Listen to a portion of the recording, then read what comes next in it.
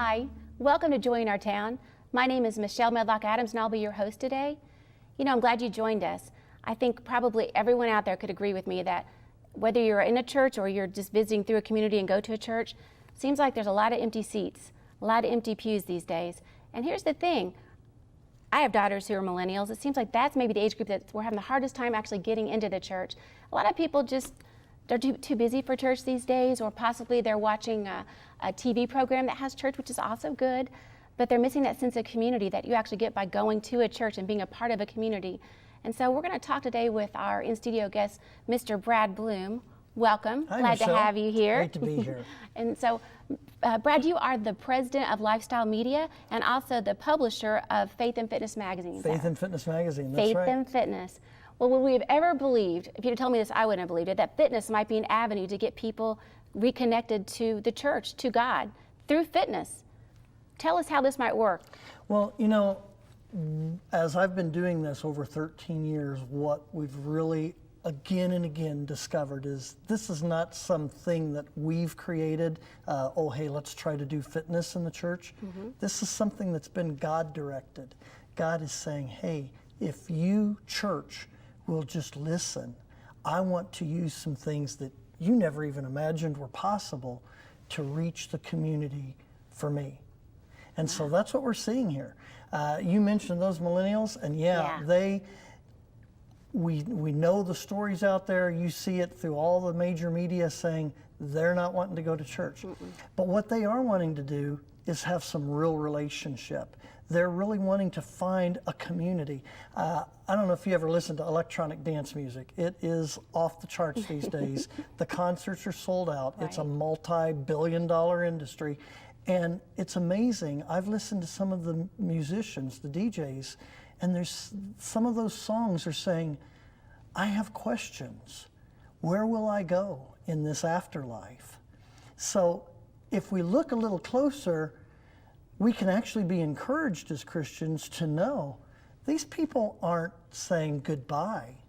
They're saying, show me where to go. And so through fitness, we can give them a different context, a different environment in which to say, let's talk about what's on your heart, where your spirit's hurting, what your needs are. And then through that, do exactly what Christ has called us to do. Simply be his love, be the extension to them so that they can start to go, wow, there is something more. That's what I'm looking for.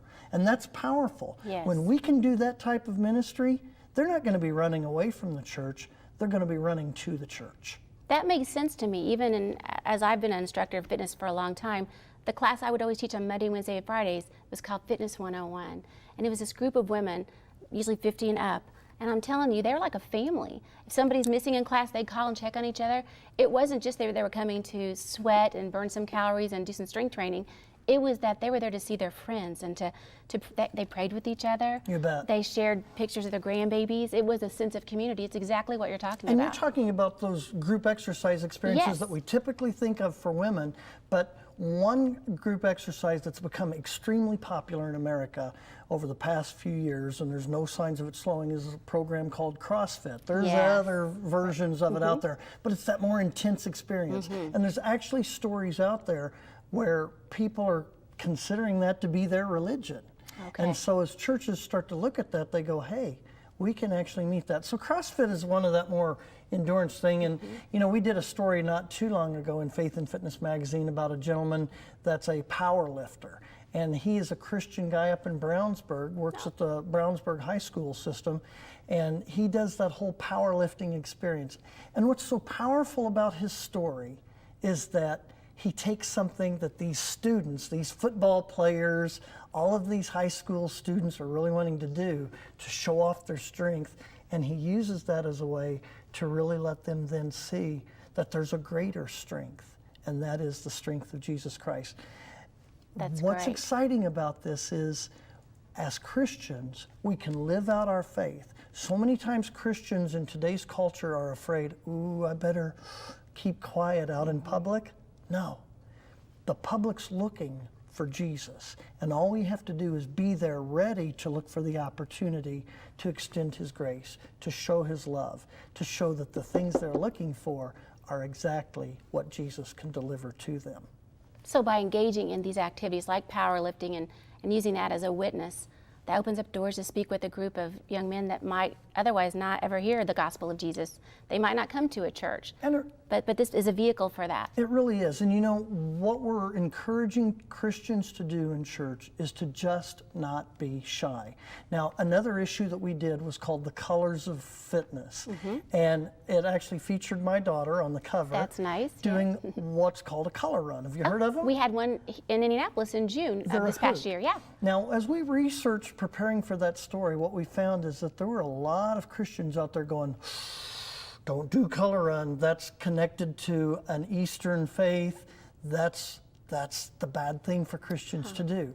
And my daughter shares in this story in Faith and Fitness magazine, hey, that's going to put me into a place that's not church at all. And it's going to put me among a bunch of people that don't know very much, maybe nothing about Jesus. But I'm going to be shoulder to shoulder with them, running, having a good time. And in that environment, I'm going to be living out my faith. And it's not just a matter of saying, well, I'm going to be Jesus and maybe they'll see me. It's a matter of looking for the opportunities, training with the people that don't know anything about Jesus. And when the opportunity's right, when God says, now's your time to speak, now's your time to show love, now's your time to demonstrate compassion, that you can do that. And so what we really encourage Christians to do is don't be shy. Get out there, be bold, and show people what Jesus is all about.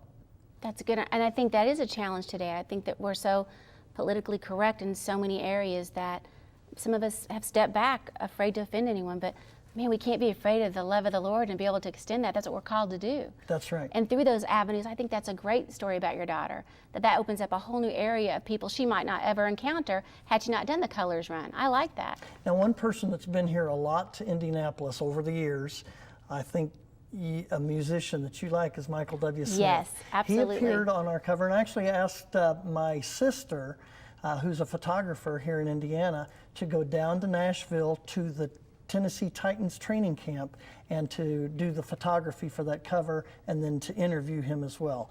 And so we got an interview, and you know, the powerful thing that Michael shares in the Faith and Fitness magazine article is that wherever we are, in whatever we do, we can see opportunities to share the love of Christ. This is what's neat about faith and fitness, is we're not just going to the gym, we're not just exercising to improve our bodies, to lose a few pounds, to look a little better, to feel a little better, to live a little longer. We're doing it for a much greater purpose, Michelle. We are getting fit so that we can be life to other people. And that's what Michael shared. He said, you know what? Look for the opportunities to simply be life. Be the life of Christ to other people. And so that's what we really encourage people, churches, as they're starting fitness ministry. Don't just say, oh, come on in, members, and exercise. Members, come in and bring your next door neighbor, bring your coworker, bring your classmate, bring somebody that you may have just made an acquaintance with while you were waiting in line at the restaurant. Okay. Bring them into the church. You want to do memberships at the church? Do it to where the members can bring people that have never experienced Christ into that fitness ministry, and all of a sudden they're going, sure, okay, I'll come in and exercise with you. And through that, they've been given a very new and powerful, compelling introduction to Jesus Christ. And it's in a non-threatening, non-judgmental way. Everybody probably would say, oh yeah, I'll go to the gym with you. But really, they're going to hear the gospel. We're kind of sneaking it in, right? But really, we're not. I wouldn't say it's sneaking, Michelle, as much as it is, you know, when we go to church, even right now, I've got my tie on, you've got that beautiful necklace on. Yes. We're looking pretty snazzy, nice, right? Yeah. And that's what we have in our traditional church service. So at the gym, we can invite people in, and all of a sudden, we're, you know, sweaty we messes. are sweating. Yeah. We're a little sneaky, you know, and it's in those Yeah. moments that Christ can use to say, hey, You know that problem you've been dealing with? Maybe you're on the verge of divorce. Maybe you recently lost a parent to cancer. Maybe you recently lost your job. All of those issues, those spiritual needs that people have, when you're sweating right there with them and they say, hey, Michelle, I need to talk to you about something. Wow, God's laying it right out there. And that's not a matter of it not being non-intimidating. Right. That's a matter of them going, wow, this is my appointment with God. Right. I like that. I think it's going to open up many doors if churches will just embrace this. And I know it's happening all over. I hear it all the time. There are churches who have gyms as a part of their ministry, not just an exercise class, but actual gyms, where maybe you have to be a member of the church to then be a member of the gym. But like you said, they could bring a guest or two.